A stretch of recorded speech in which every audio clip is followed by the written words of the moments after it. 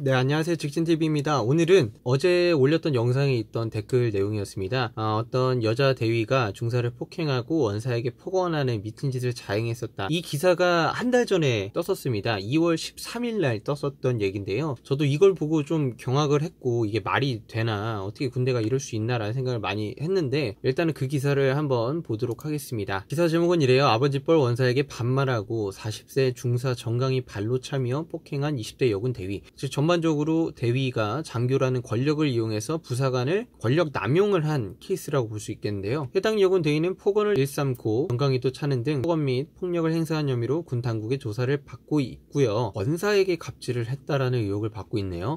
워크숍에서 대위가 원사에게 반말하고 춤을 추라고 강요했대요. 자신보다 나이가 훨씬 많은 아버지 뻘인데 모욕을 느낄 만한 행동을 강요한 것인데, 정말 이게 말도 안 되는 일입니다. 일단 대위들도 힘들어하는 게 부사관의 그 짬이 있으신 부사관 상사 원사들은 대위들도 힘들어합니다. 보통 권력 다툼이라고 하죠. 그 어떤 서열 다툼에 있어서 대위와 상사 정도가 이제 맞붙게 되고 대위와 주임원사들도 맞붙게 되는데, 주로 트러블이 짬대위와 주임원사들 트러블이 있을 수 있는데, 이렇게 권위적으로 명령적으로 강요했다라고 표현할 정도면은 일단 부사관 분이 많이 화가 났거나 쌓였던 게 한 번에 폭발해서 이렇게 얘기를 했을 수도 있고, 아니면 진짜 대위가 여군 대위분이 쓰레기 같은 짓을 해가지고 이렇게 얘기했을 수도 있을 것 같아요. 좀 더 읽어볼게요. 비중사에게도 갑질을 했는데 전역하고 싶다고 동료들한테 하소연을 했을 정도로 폭언을 들었다고 하네요. 나이가 중사인데 40세로 다시 부사관으로 재임용을 들어와가지고 40세로 지금 중사인데도 불구하고, 보통 주임원사 짬 정도의 나이인데 그럼에도 불구하고 이렇게 폭언을 당했다는 점에서 다시 한번 너무나도 신기하고 놀랍습니다. 중요한 건 대위가 막 진급을 했다는 거예요.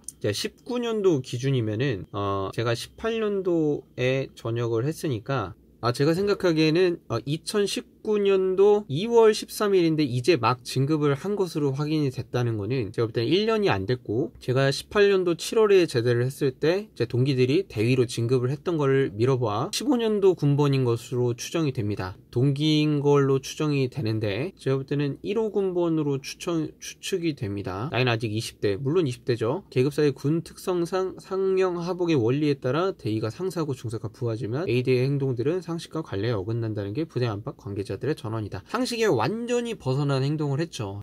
대위는 중사의 사생활까지 방해하고 간섭을 했다고 합니다. 애인과 시간을 보내던 중 강제로 불러 술을 마시게 하고 맥주캔을 던졌다. 하극상에 대한 행동까지, 선배 남군 장교에게 주먹을 쥐고 팔뚝을 들어 올리는 행동까지 했다는 증언이 있다. 이런 걸 봤을 때는, 이런 증언들만 봤을 때는 정말 진짜 상위 0.0001% 안에 드는 이상한 사람이라고 볼 수가 있을 것 같아요. 아직 사실 확인이 정확하게 된 부분은 아니지만 중요한 거는 이겁니다. 비중사는 부대 지휘관과 면담을 하고 그동안 당한 갑질을 폭로했지만 해당 지휘관은 어떤 인사조차도 하지 않았다. 그래서 이제 법무실까지 연락을 한 건데, 이런 경우는 저는 딱 몇 가지로 압축이 될 수 있다고 생각합니다. 이 문제가 일어난 원인은 대위가 개념 없이 했는데 선배 장교들이 그 여군 대위를 꽉 잡지 못했다라는 점, 후배를 제대로 관리를 못했다는 점이 첫 번째고요. 두 번째, 인사조치가 이뤄지지 않았다는 점. 이런 경우에는 대대장이 보통 자기 진급을 눈앞에 두고 있는데 자기 휘하에 병사들이 문제가 생겼을 때, 예를 들어 현역 부적합을 받거나 영창을 보내거나 휘하 간부가 무슨 징계를 받거나, 그런 것들도 어떻게 보면 부대 지휘적인 능력에 있어서 진급에 영향이 있을 수 있거든요. 그래서 지휘관들도 약간 쉬쉬하는 경향이 많아요. 조용히 넘어가고 싶지 그거를 크게 일을 불리고 싶은 생각은 없단 말이에요. 그래서 군대가 약간 폐쇄적인 조직이다 라는 게 이런 식의 마인드나 정책들 때문에 그래요. 하지만 제가 볼 때는 대대장이 뭐 다른 어떤 지휘 조치를 충분히 할 수 있었음에도 불구하고 아무런 인사 조치를 안 했다는 점은